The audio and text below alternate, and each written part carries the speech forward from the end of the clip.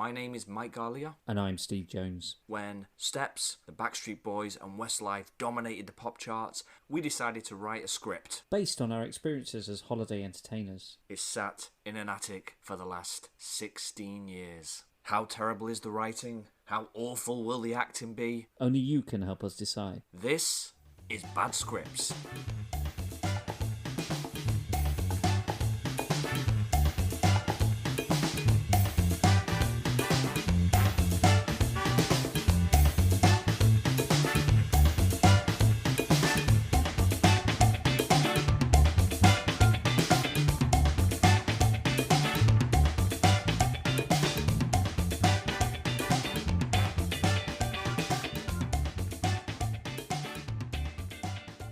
Hello and welcome to a very special episode of Bad Scripts.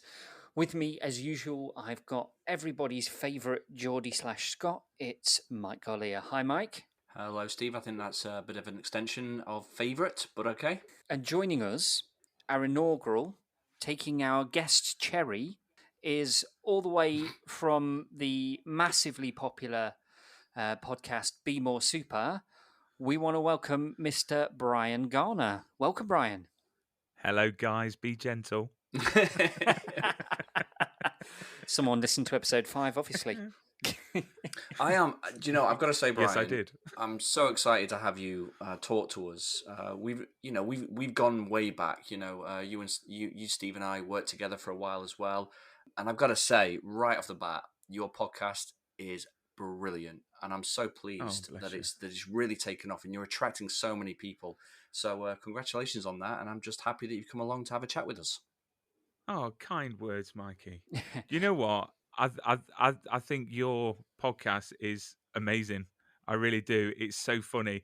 It's brought back so many memories. Obviously, they're made up characters. Let's put that out there now. They're not relating to anyone that we maybe have worked with, but you know what? It's great. It's great to listen to. I'm really enjoying it, and I'm looking forward to seeing what's going to happen with Kelly and Dan and Wayne and all the other amazing characters. Well, I was saying this to Steve. Steve and I were talking about this actually, because this was literally a first draft. We never went back and never revisited it again. But what we have is we've captured a moment in time which was right after that experience, and I think you can sort of get a sense of that nostalgia as you go through it, because the words are still very much associated with that time we were in. So I'm glad it's evoking memories and some form of emotional attachment with you there, Bryan. Do you know what? It is bringing back the memories, and I've got to say the time, working there at the non-fictional resort place. The resort. It was just an amazing time, and it's great to be on the show and chatting to you guys, because we shared lots of many great memories together. Absolutely. I think at one point all three of us were X-Men, dressed up in the lovely costumes, working hard and posing for photographs. Yeah, I think so, yeah. Wolverine. Yeah, I was Wolverine at one point. And Cyclops. The first Wolverine, if I remember rightly, yeah, the first live action Wolverine. If I if I can say that, I'm sorry to Hugh. Hugh Jackman, move along. Hugh, you were the first. Yeah.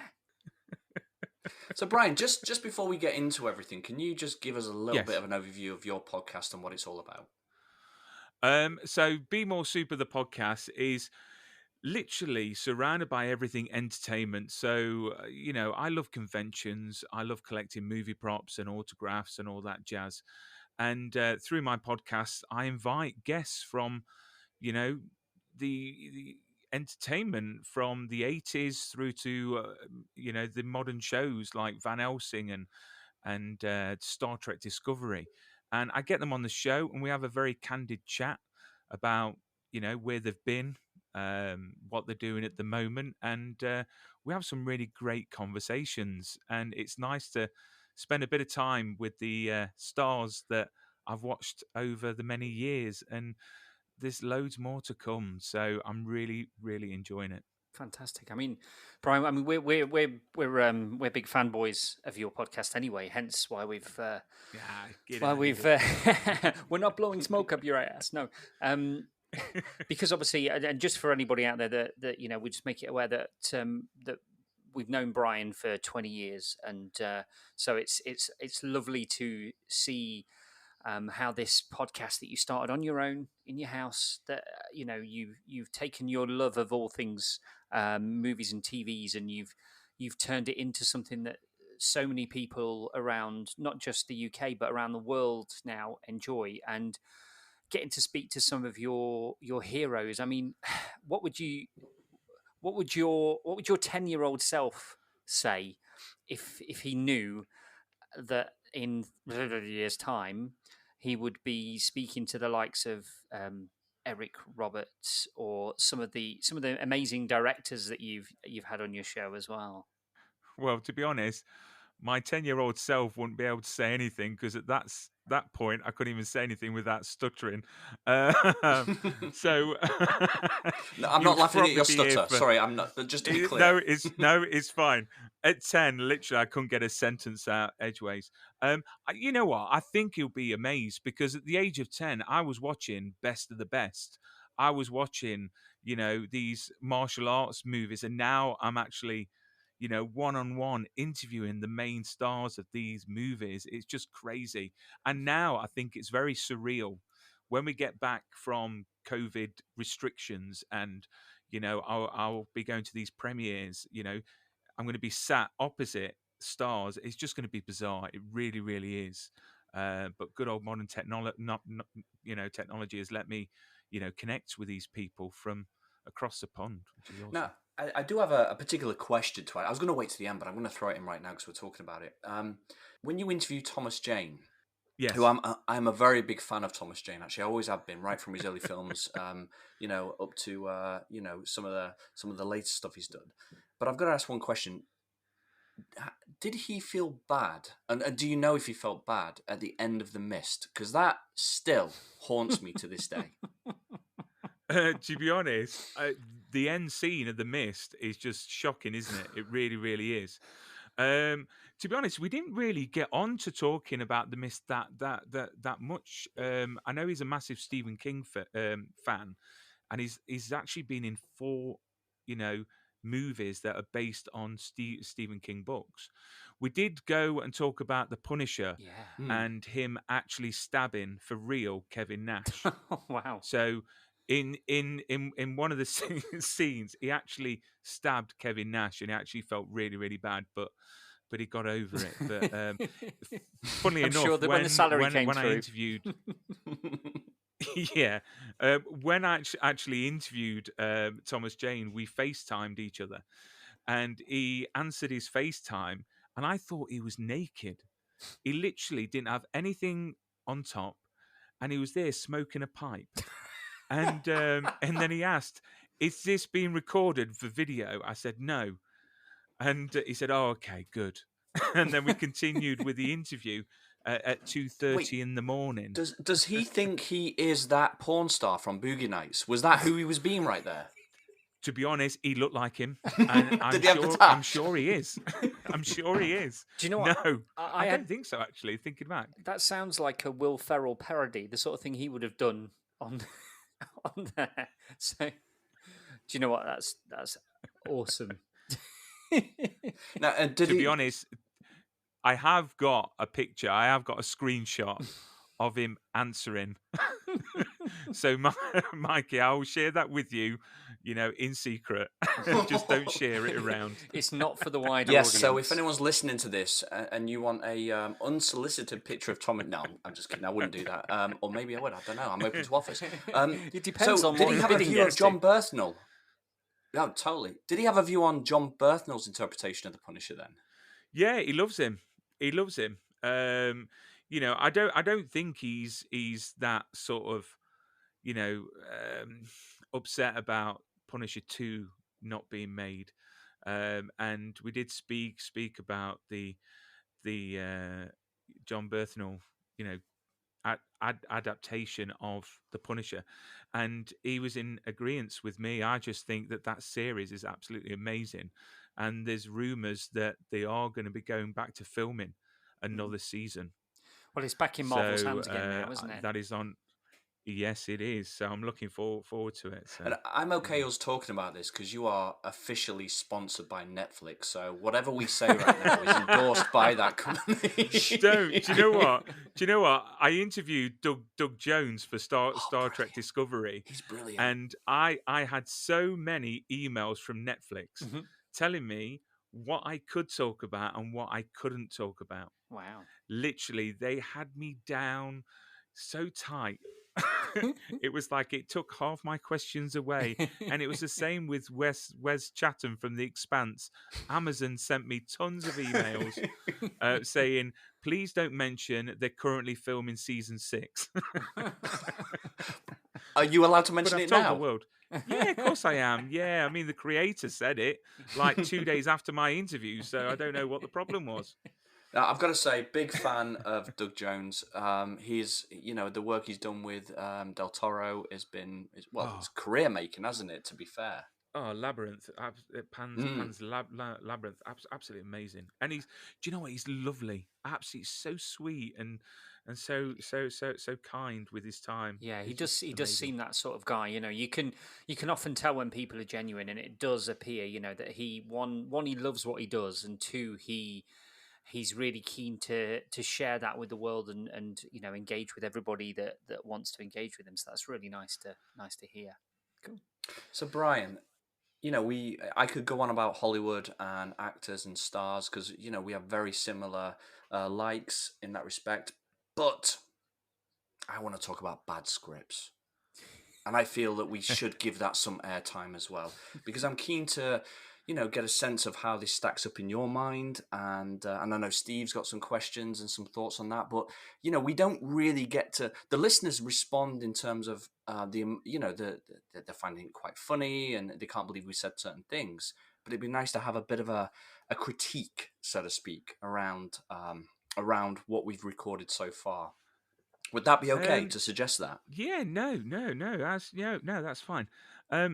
No, the show is brilliant. The characters are fantastic. You get a real good sense of the type of character they are. The accents are awesome. They really are. Sorry, did you say awful or awesome? I couldn't. Awesomely awful. No, they're awesome. And it adds to it. It's great. Who wants to hear a straight, script being written like read out normally, and it's great. You know what? You can tell that you guys are having fun doing it, and it makes it that more special. And the characters are hilarious. They really are. Dan, I'm really liking Dan. Should I like Dan? Well, I don't know. This is something. This is something that actually, as we were, and we've not read them. This is something that we always say on we don't read through. Okay, we don't read through. We've read the treatment for each episode, which is, for anybody that doesn't know what treatment is, it's kind of an elevator pitch of what the episode's about. So we have a rough idea of where the story's going to go. But remember, it's been 16 years since it's even been looked at, 18 years since it was written, and so we really can't remember what these characters. We got a basic idea of what they're like, but we don't know what's coming, what they're going to do in the next pages. And we really weren't liking Dan, and we were thinking, why have we written this guy so horrible? And everybody that's fed back to me saying, I love Dan, he's great. And you're thinking, maybe we judged him wrong. Maybe we're a bit harsh. I don't know.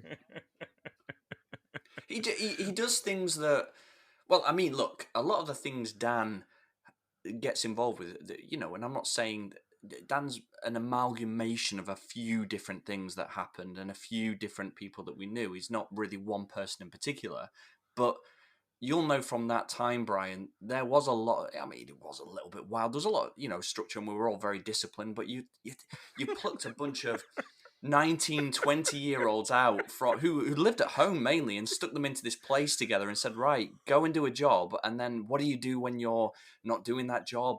So I think he represents... Do you know what you do, Mikey? Do you know what you do?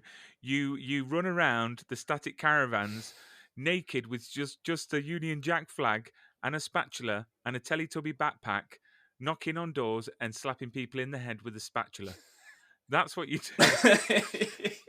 That was very So this is you talking now, Bryan. No, that is a character called Bob. Yeah, no, He's a sorry. bit like Dan, the man with a plan from a frying pan, but No, let's go back. So, Bryan, how did that situation come about where you were running around and we're not talking we're talking a lot of caravans. You're running around naked, Yeah. Union Jack flag, spatula. Give us, like, where did that come from? Why not? Why not? Do you know what?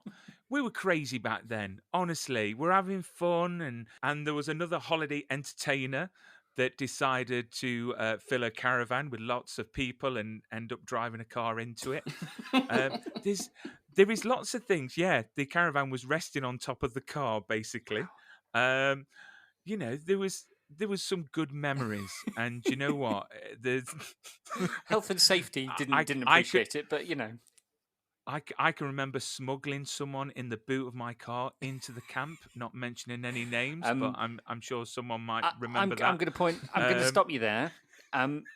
Bryan, and let's go right back to the Steve? beginning here now on how this worked out. So, but myself and Bryan, I mean, and we've said I've known Bryan since we were about 16 years old, and we went to college together, and we'd worked at a theme park together and at a restaurant together and stuff. And Bryan noticed that they were recruiting for this holiday resort, but the day of the audition, I was actually on holiday, so I couldn't go. I was in Tenerife, so I couldn't go and join Bryan for this audition. And Bryan, you obviously, because of your talent, and we'll talk about your performing history a little bit later, I guess, as well. You got a job and you went off, and I stayed at home and cried into my pillow. And and a few weeks later, you gave me a call and said, "Would you like to come to the resort and stay?" And I was like, "Oh yeah, that'd be brilliant. It'd be love to see how it goes and stuff." What I didn't realize at the time was that wasn't really allowed. And I would have to have No. paid for a holiday. And so your girlfriend at the time, I believe, picked us up from the train station, and I had to get in the boot of her car and drive onto site and just hope that security on the gate didn't do a spot check on her car as I was lying there in the boot like I'd been kidnapped by some sort of mob gang. And I've never been so nervous in my life. Nervous? I felt like I was smuggling drugs across the border. Honestly, I sat there, beads of sweat coming down. I remember we covered you with a duvet. Yep. And I kept on talking to you from the front seat, going, "Steve, shh, shh, shh, shh, shh, shh." Why, what was Steve just incessantly rabbiting on, or was he? No, Was he kept breathing on loud? saying, "Are He we was there?" breathing loud, wasn't No, he was saying, "Are we there yet?" mainly because I think this was like a Fiesta or a Metro. So It was a Volvo. It was a Volvo. it didn't feel that big. At It the didn't time. feel that big. And that's why I needed to know if we were there. I was cramping. It was like, God. It was probably the duvet. You have no idea, Steve, how much I had to hold back from saying "that's what she said" when you just said that. So that was my first taste of being on resort, and then Bryan said, "Look, they're looking for some more of the entertainers. We've not got enough this year." And those people that have listened to some of our anecdotes previously will know that me and Mike both then went on the same day, pretty much, I think, and did these on-site auditions. We didn't go to the wider auditions, and it was a case of. Can you stand up on stage without fainting? Yes. Can you move without tripping over your own feet? Yes. All right, you've got a job. And then the next week, Look at you. we were So there. that opens up an interesting debate that we've had on some of the shows, and that is the A team and the B team, Bryan. So you are most definitely the A team. Oh, I don't know. You could. I don't know. No, you were. I remember. I've seen you sing. You're a very good singer. You're a good mover. Given what I've shared with my audition, definitely B team. Steve, I think you've just dropped into the B team. I'm afraid, my friend. But as we said before, it was then in our second season when we were kept on that I felt that we'd earned that promotion to stay in the A team. Do you know what I mean?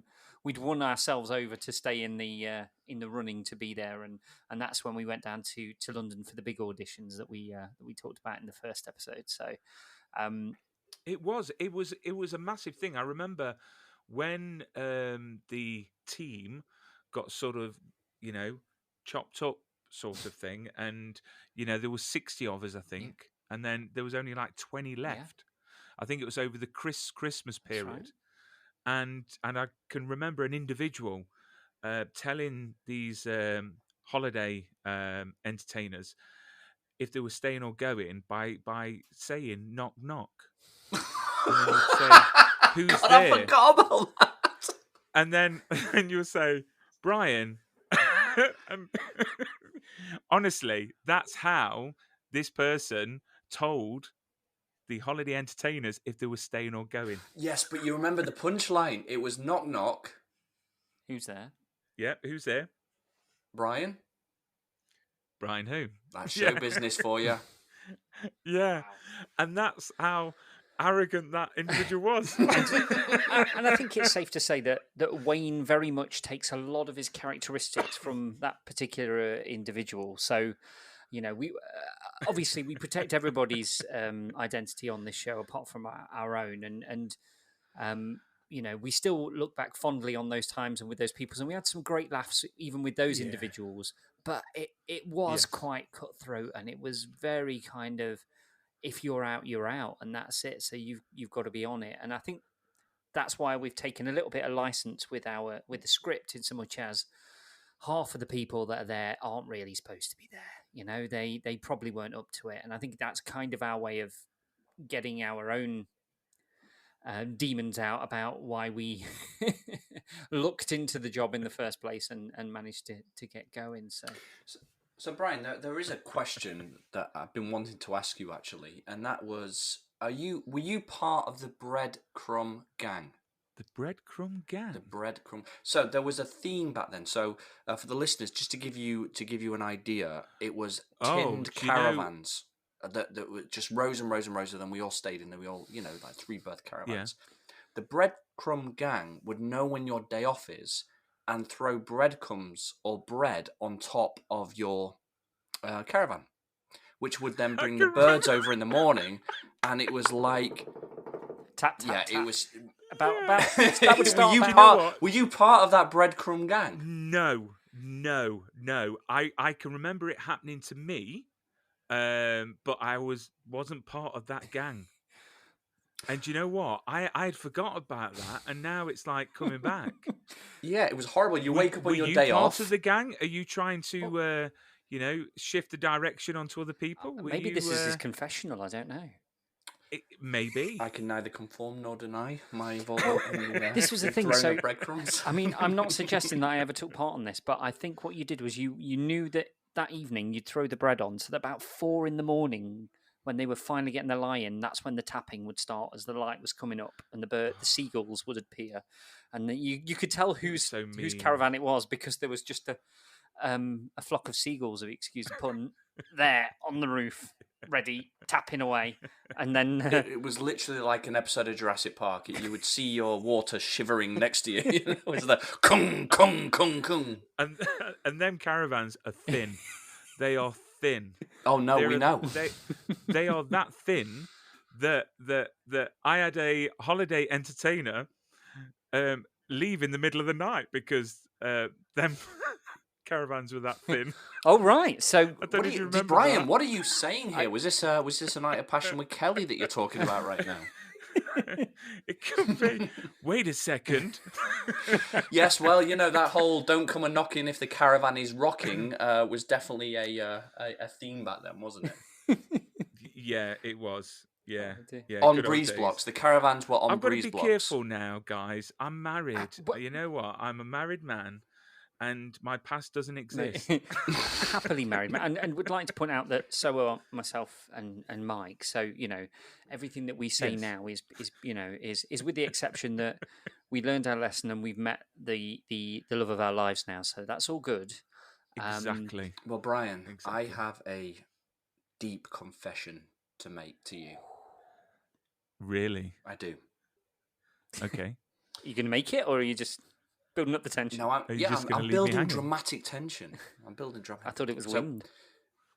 Part of one of our characteristics is also based on you. Can you guess? Wait a second. Can you guess which one it is?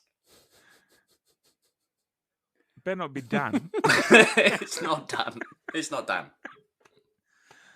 Wait a second. So what characteristics are you talking about? I'm interested now. I'm intrigued. Just some of your persona. I don't want to say too much more because I want to see if you can recognise yourself in any of the characters so far. That's hard. That's harsh. Well, I'm definitely not Wayne. No. We could take that out of the equation, and I'm not Dan. Dan, the man that can with a frying pan on the mic. I don't know, and I'm intrigued, and I'm you know what? I feel slightly honoured that I may be part of this character, but slightly scared as well. Yeah. because remember, you wrote it many moons ago. So I'm just thinking, we all left on good terms.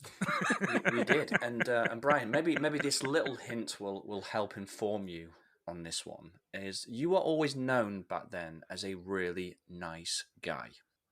Oh, Well, some of the ladies might not say Damn that when he it. left at 7 a.m, not to call them again. But we went. I'm just kidding. That never happened. He was in a long-lasting relationship back then, if I remember rightly. Yeah, but not just with one person. So it depends on. I'm just kidding. All of that. Leave them dancers out of it. All right. I don't know.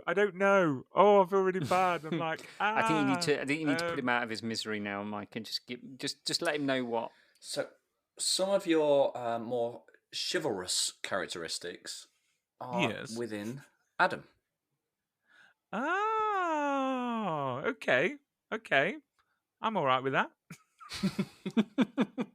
You see, well, this is it. I think some of the clumsiness, maybe Robin, I was thinking there might be a little element of, because you have been known to fall over occasionally, not always through alcohol. So oh no, I'll fall over all the time. You know what I mean? Right now, my wife will tell you literally, I can't go downstairs without injuring myself. So it's about right. But that's just age now, isn't it? We struggle going down the stairs. Oh, don't with age. You know what? It's when you get out of bed in a 3-step stage. You know what I mean? It's like you get up, you groan, you turn around, you groan, and literally, yeah, it's age. I'm 41 now and grey, and yeah, feel like about 60. Comment. You see, we lived hard while we were young, and we're paying for it now. I think. Yeah, we're paying for it now. So, Bryan, here we go then. Here's the crux of this, right? So, one thing we never did was actually read through the treatments, and we can't read through treatment 2 and treatment 3 because that'll give too much away in the episode. But you dilly and dally with lots of Hollywood stars. I want you to channel their decision-making skills when we read the treatment to you, and then give us your view straight afterwards. Is that okay, Steve, to do that? Absolutely, Mike, and I trust you 100% to read that. Okay, here we go then. And interrupt as you wish. Episode 1, treatment. Episode 1 is the introduction to Camp Holidays. It begins with a well-known image of the British holiday, knobbly knees and all. A couple of forward-thinking executives devise a plan to bring their resort into the 21st century with a bang. After a few £1 million of investment and with a gleaming new centre, Camp Holidays begins a search for their stars of the future. We meet lots of hopefuls in a pop star style audition with the talented, the potential, and the downright awful.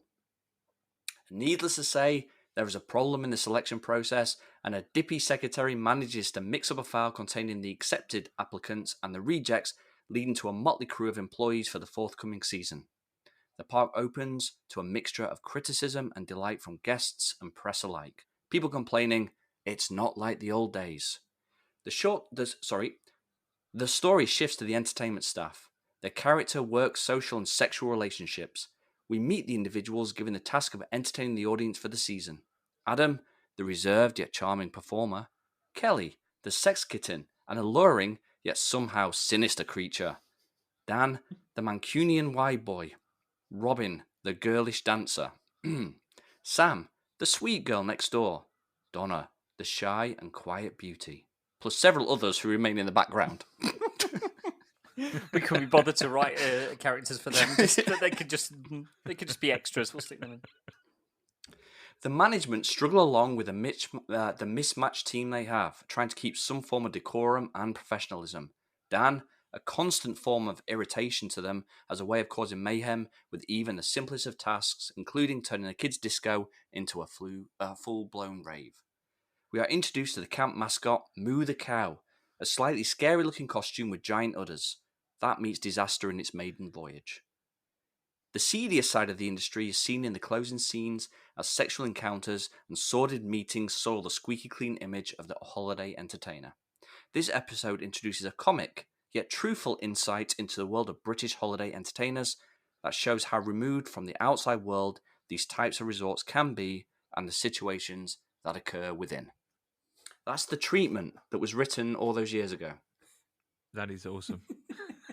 Do you know what? just hearing that, you know, like with like series like Benidorm on TV that's done extremely well. This could be turned into such a good show. It really could. I can imagine it now. And I mean, obviously there'll be copyright, issues, but people don't know anything like where it's based. But yeah, I reckon this could be a really good show. And you know what's funny about that? You say that is because this predates that show, and it predates some of the other the holiday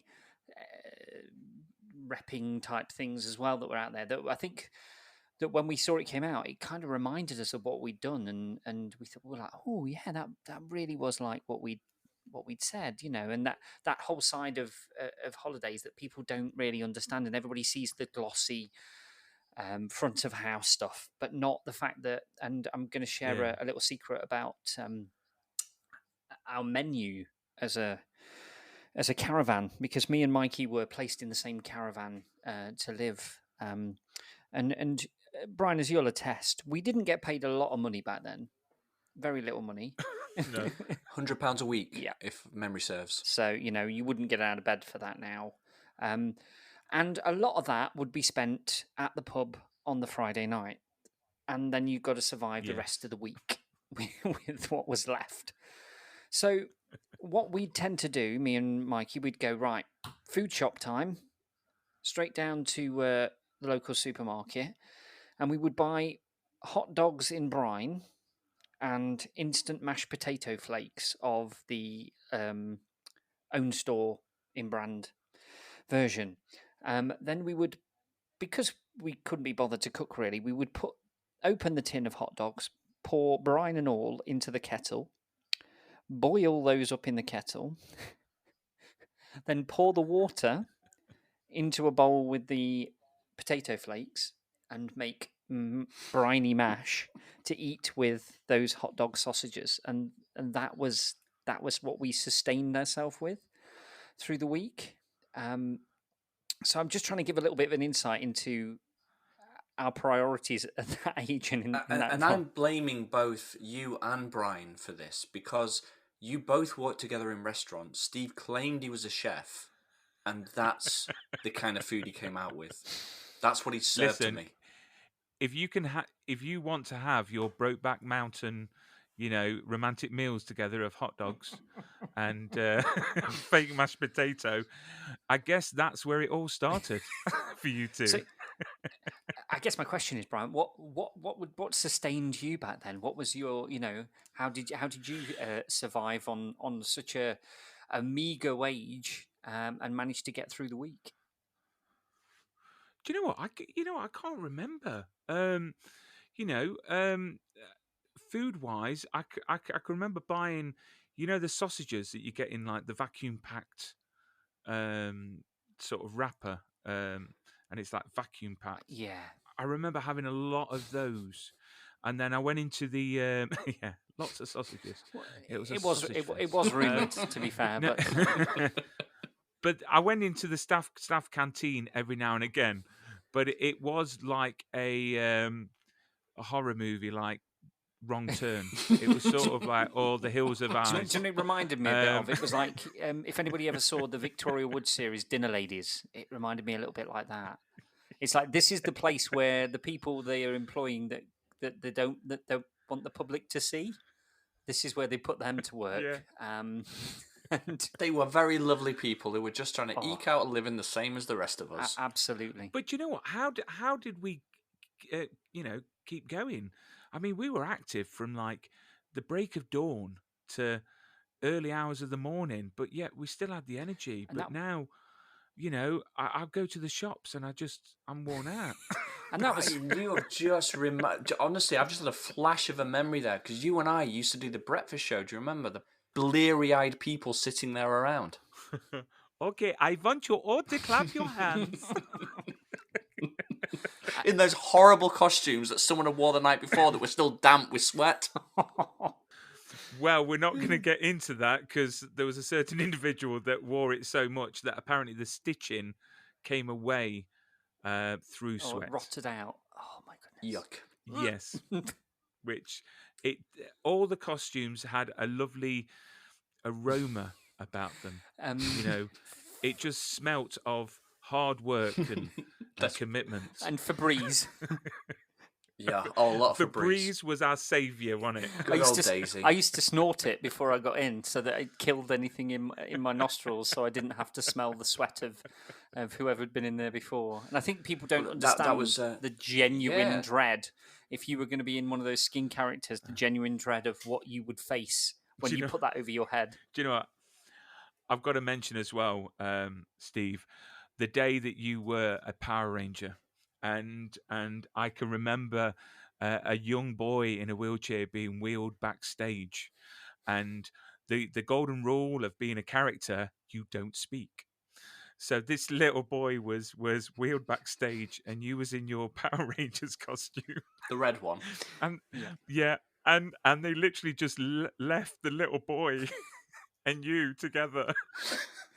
And if you can explain, Steve, what you did next. I genuinely don't. Can you remember? I don't remember. Did I wheel him around? You literally. No, you didn't wheel him around. I thought I'd take it for a wander. Go Power Rangers. No, you. Sorry, I'm coughing now. No, you broke your silence and did a great American accent, and you went, "Hi, I'm the Power Ranger," and like this, and you shook his hand, and it was hilarious. I just literally could not. Thinking back, I'd forgotten that little boy's face. I'd forgotten all about that, and there's another story that we were probably going to save till later in the season, but I think probably with you here, Brian, as well, to testify, and not just me and Mike, that this is probably as good a time as any to talk about. So. For a while, Brian, both yourself and me did a little bit of street entertaining while we were there as well. If you remember, I think you were. Did, yes. What was your character? Bob, or was it the builder guy? No, what was his name? No, it was Willie Fix-It. Willie Fix-It. Yes. Which I mean, I'd have used a spanner, but whatever floats your boat. Looking back now, it was an innocent word, name, Willie Fix-It. Well, that's where Willie the Walrus probably came from, to be honest. But maybe. And I played frisbee.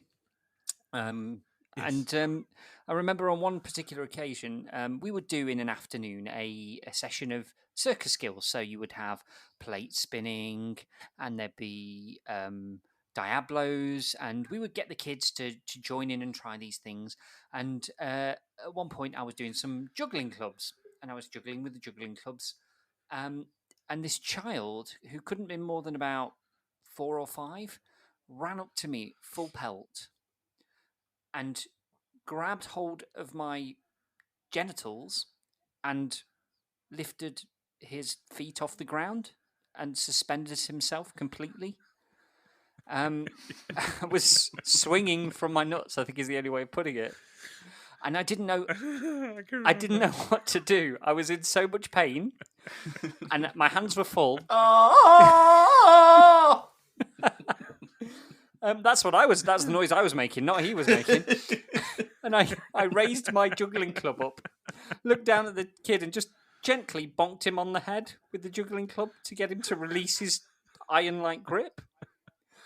At which point, I mean, I felt bad anyway. I just basically assaulted a child, but then the kid stopped and ran away, and I fell to the ground in what can only be described as labour pains. I can only imagine would feel, and then was sort of helped to hobble backstage. And Mike, you were backstage at the time with me, and the wardrobe mistress at the time, the wardrobe manager, actually said, "Let me have a look, and I'll see if there's been any damage." And she did. She took a look, and when she stopped laughing, she She said, "You'll have to go to the hospital, man." yeah, she wasn't a Geordie. I just like to point out in real life, but she said, "I think you need to go and see somebody about this." And nobody really wants to go to the hospital with an injury to their privatist areas. It's not something you want to be advertising. And now the little seaside town where we lived had a hospital, but Brian, I don't know if you ever went there. I have. It's not really a hospital. It's like someone's front room. It's like a bungalow, wasn't it? And they had a waiting room, and then there was a treatment room or a triage room, which was essentially this, like you say, the size of someone's living room, and it had about 4 curtained off areas. So we managed to get a taxi there, and Mike joined me as moral support. He didn't have to support anything else; it was fine. And I was holding your head in my hands. Sorry.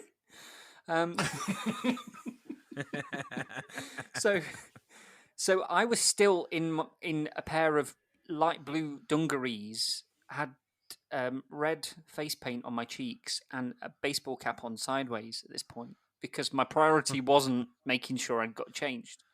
And we waited and waited for about an hour, and then a lady who was I think she was the sister, the nurse, came up, and she was lovely, and she was a rather rotund West Indian lady, and she proceeded to examine my testicles while Mike sat nervously next to me in the treatment room, wishing he could have been anywhere else in the world other than where he was. And this lady turns and she says, "Well, Mr. Jones," and excuse my South African, excuse my West Indian accent here.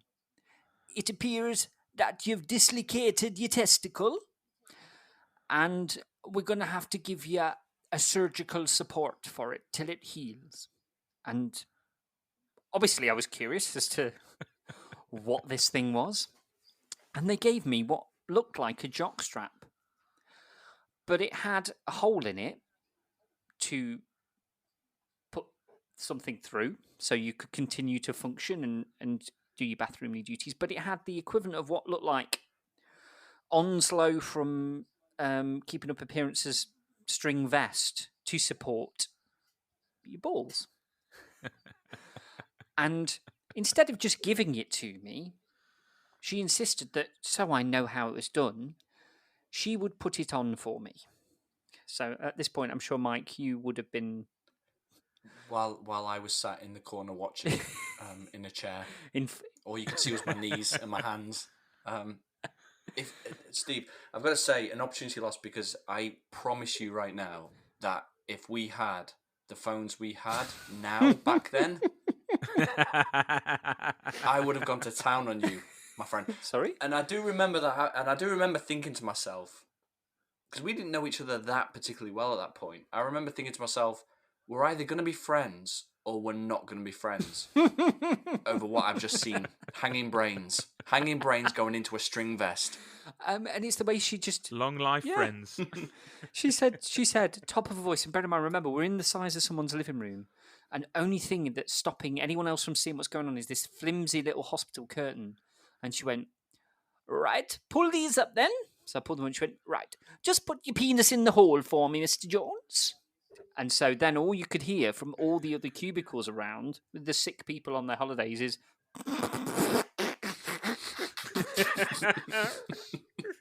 And she proceeds to, get me dressed, should I say, tells me then I'm going to have to wear this support for the next 6 weeks, but she only gave me one of them. Then I had to leave and walk past all of the other cubicles where people were being treated. Walk. Well, it was more of a hobble than a walk. It was something akin to the Hunchback of Notre Dame, as I dragged myself across the hospital floor and forlornly got into the taxi back to the resort. And I think I can honestly say that's probably still the most embarrassing moment of my life ever. And it is an Steve, absolute surprise to me that I now have 2 children. Well, Steve, on behalf of Brian and myself, thank you for sharing. I'm glad this turned into a counselling session for you where you could release yourself of that burden, quite literally. But thank you for reminding me of that story. And this is a safe place, and obviously that story is just kept between me, you, and Mikey. So thank you as well. Oh dear.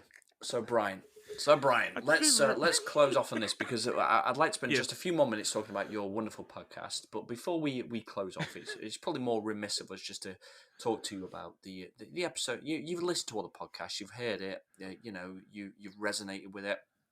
The question I think we should be asking, because it's the title of the podcast, is it a bad script? No, it's not. It's not. It's funny. Honestly, do you know what? It's a really good mixture of humor and the characters. I just think they're very well written, and I think with scripts that you've got to establish the characters and you've got to give that character flesh and bones, and it's very hard to do it from paper, and it's down to the person's imagination that's listening, that who's gonna bring that character to life from your writing. And I've got to say it does that, and it's really, really nice, and it's been a great escape to listen to those episodes. And I want to be like Dan the man. I really do, like and his Dan the man. DJ skills. So is there a favourite moment for you so far then, of the 5? It is the DJ skills. It's when the girl comes up and says, "Can I have Westlife?" It's like, no, they've been nicked. Can I have Blue? No, they've been nicked. And then he goes on to play trance. I think it's awesome. If only I was able to do that, that would have been awesome. But instead, no. We had to play the same old thing night after night, and I think we've probably got some photos knocking around somewhere of a few of us dancing next to a DJ box in particularly brightly coloured suits and our jackets, doing that. Do you know what I can remember? I can remember one time. I remember I ran out of clean pants, and I had to have my coat on without any pants on. And I can remember I was on the dance floor, and I can't remember who was DJing, but they said, "Get up. We've got hot stuff on next." And can you imagine being on top of one of those speakers? A lot of thrusting. There's a lot of thrusting in that routine. Exactly. With no support. And do you know how? Honestly, I finished that dance routine, walked away, and I felt like going to confession, and I had strong words for myself. Because you should have spoke to Steve and got a copy of his string Nadgers holders. Do you know what? He could have sold them. He could have sold them to keep everything together during the dance routines. But you know what? There's a serious side to that, in so much as we worked 6 days a week, and like you say, from like first thing in the morning till early hours of the morning, and so your one day off, you had to do your washing and your shopping and rest as well. So that's why, you'd wear your pants the right way round, you wear them back to front and you wear them inside out. And once you'd gone past that point, it had to be commando. You had no choice in the matter. So, I feel solidarity for you there, Brian, because that's definitely, thank you. I don't think you were the only one that did that. Let's just say that. Well, Brian, Good, thank you good. so much for not only being kind enough to listen to the episodes, but also being kind enough with your words. And I'm so on behalf of Steve and myself, I know we go back a long time. It's good to hear that endorsement from someone that was there to go. Do you know, a lot of this stuff really did happen. But if it's okay, and I'd love to go back and talk a little bit about a bit more about Be More Super. Yeah, of course. Steve, do you have any questions? Because I'm taking a lot of airtime here.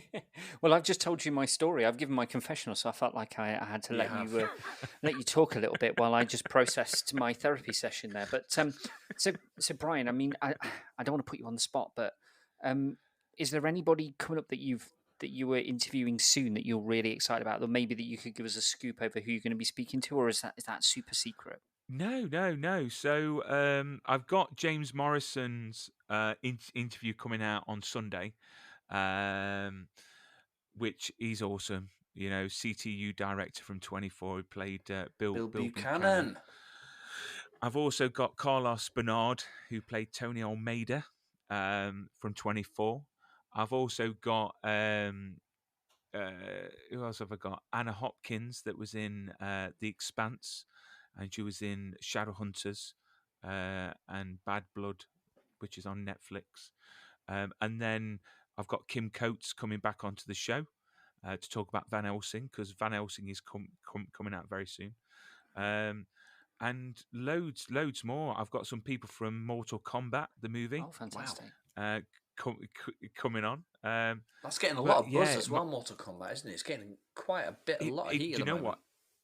It looks amazing. I've seen a special preview of Mortal Kombat, and it's going to blow your socks off. Because I think it really will. Because I think, and all of us are the same age, and I think as teenagers, as young teenagers, Mortal Kombat came out, and it was a game that kind of really changed things for all of us. And the films that subsequently came out, they were okay, but they never really did justice to the game and the story that ran through that game.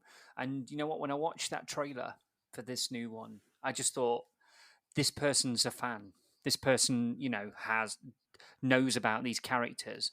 And yeah, they've introduced a new character to help drive the narrative and what have you, but they genuinely seemed to care, and it wasn't just, Street Fighter. So that's going to be fantastic. I'm really looking forward to seeing those interviews then. So you've got a Yeah, I very, can't very wait. busy slate, Brian. And I really hope Tony whispers through the interview like it did in 24.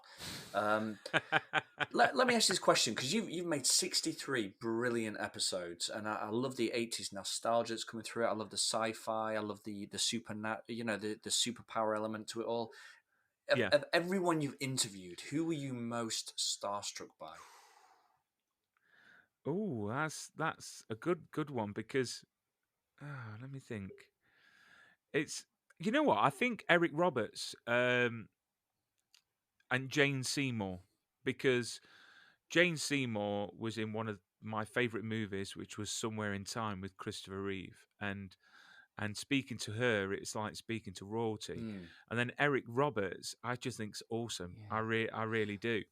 And but funny enough, Eric Roberts was the one interview I was the most starstruck, but the most relaxed, and it was really weird.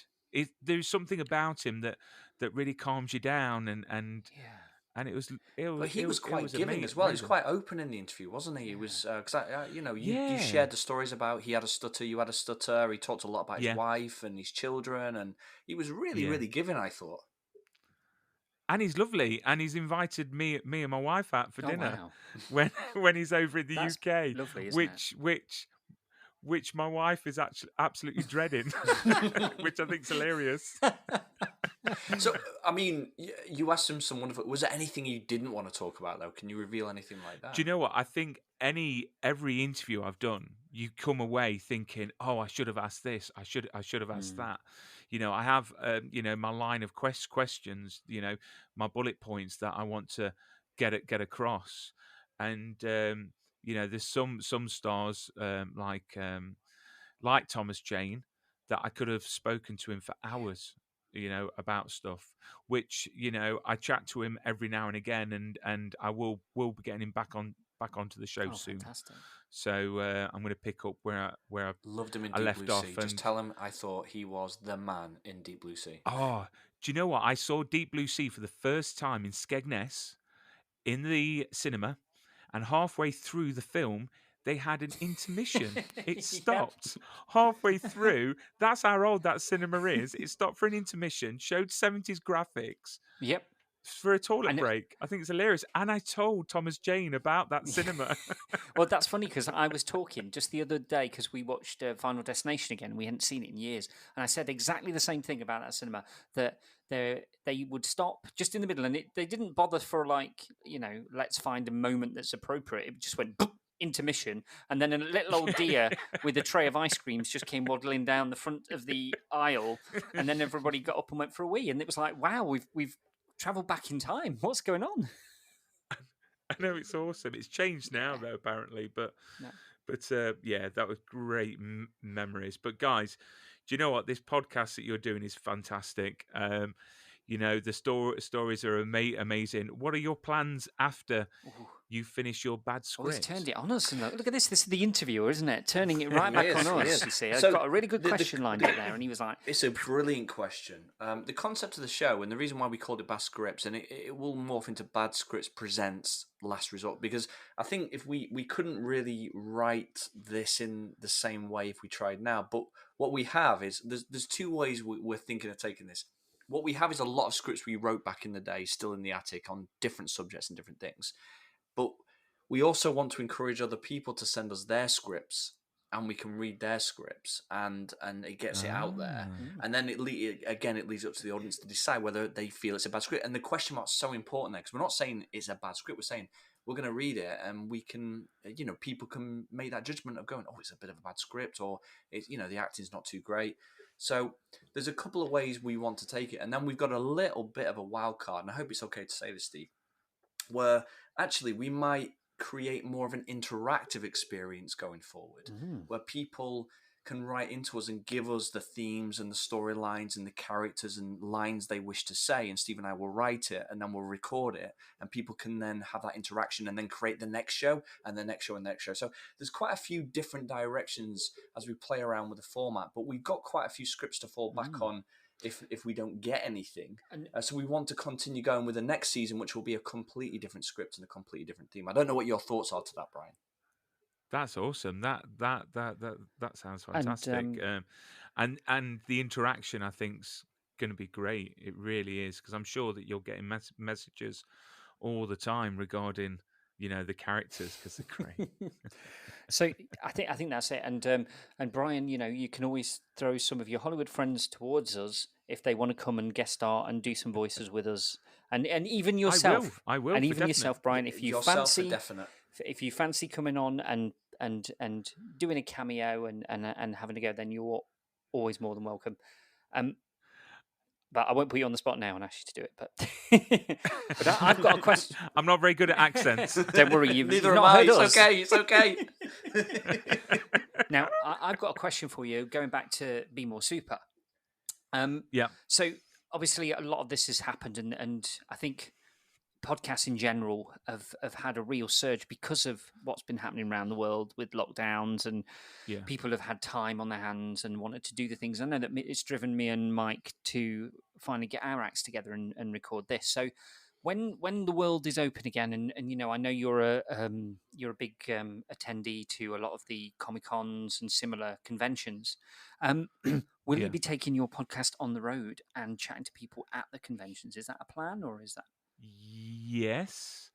Not only am I going to be taking the podcast, I'm going to be taking my sturdy camera. I'm going to get as many people involved, from cosplayers to store holders to the guests. I think after this COVID restrictions have been lifted, there's going to be so much love and excitement and just a surge of just this, explosion of love out there. I just cannot wait. I really can't. And I can't wait to get out there and actually meet people.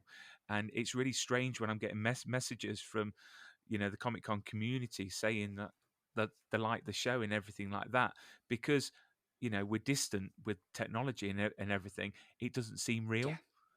So it's going to be a really strange experience that when you go to the conventions. So I've got Jason Joyner on the show, and he's the CEO of Showmasters. So he runs London Film and Comic Con and the Milton Keynes and the Birmingham ones. So that should be an interesting chat to see how things are going to be after COVID, because obviously there's going to be some, limitations and restrictions put into place. But I can't wait. Yeah, I'm going out there as much as I can.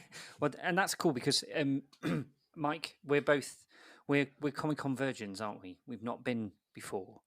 No, really, never been to one. Never been. But you know what? I've wanted to. It's been a long time since I've been able to describe myself as a virgin. But this, in what is one sense, when I've been really excited, and I'd really planned to do it maybe 2 years ago, and then obviously the world decided a global pandemic was more important, so I haven't been able to. So no, I mean, hopefully, what we'd really like to see is, and I suppose it's for the powers that be there to do, is to see a live with an audience Be More Super. And I tell you what, if that happens, Brian, me and Mike will be in the front row cheering you on if that happens. So 100%. Oh, bless you. 100%. Absolutely bless you. That's definitely on the cards. Look, is he? Have you been on the beer tonight? Is this what's happening? Is it? No. I don't drink. I've got a coffee. Well, I've just drank a coffee. Well, Brian, listen, I am deeply in awe of everything you've done and incredibly proud of what you've achieved for yourself. You're self-made. You're a proof to anyone listening that has an inclination to do this, that you can do it with grit and real hard work. And I think you're a true inspiration to us as well. And I am honoured myself that you've come onto this show to talk about our little tiny podcast. So thank you so much. I get out of it. It's going to get massive very, very quickly. That is the thing about podcasts. Honestly, it would just skyrocket and